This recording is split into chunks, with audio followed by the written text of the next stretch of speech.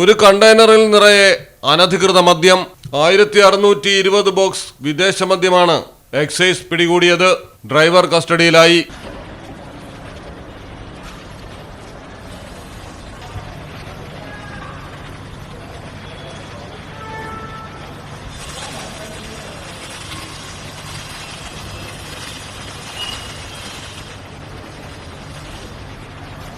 മുംബൈ നാസിക് ഹൈവേയിലാണ് രാജ്യം കണ്ടിട്ടുള്ളതിൽ വെച്ച് ഏറ്റവും വലിയ മദ്യക്കടത്ത് പിടികൂടിയിരിക്കുന്നത്.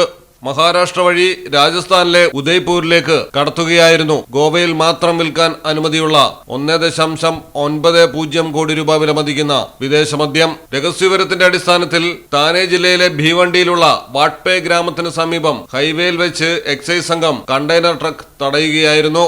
ഹരിയാന രജിസ്ട്രേഷനിലുള്ള വാഹനം എക്സൈസ് ഫ്ലൈയിംഗ് സ്ക്വാഡ് വിശദമായി പരിശോധിച്ചതോടെയാണ് വമ്പൻ മദ്യക്കടത്ത് പുറം ലോകമറിഞ്ഞത്.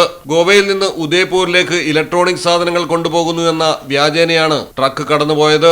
1.63 കോടി രൂപ വിലമതിക്കുന്ന വിദേശ മദ്യം, കണ്ടെയ്നർ ട്രക്ക്, ഡ്രൈവറുടെ മൊബൈൽ ഫോൺ എന്നിവ പോലീസ് കസ്റ്റഡിയിലെടുത്തു. പ്രതിയെ ചോദ്യം ചെയ്തതോടെ പെർമിറ്റുകളോ രേഖകളോ ഇല്ലാതെയാണ് മദ്യം കടത്തിയതെന്ന് വ്യക്തമായി.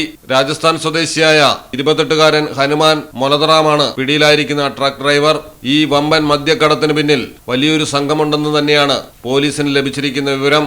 മദ്യം അയച്ചവരെയും വാങ്ങാനിരുന്നവരെയും കണ്ടെത്താനുള്ള അന്വേഷണം ആരംഭിച്ചു. News desk, Malayalam television.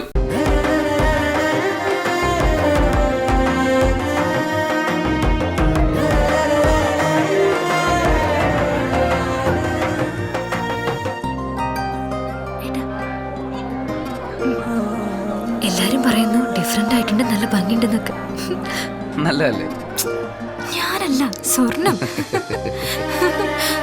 Safa Gold and Diamonds, different by design.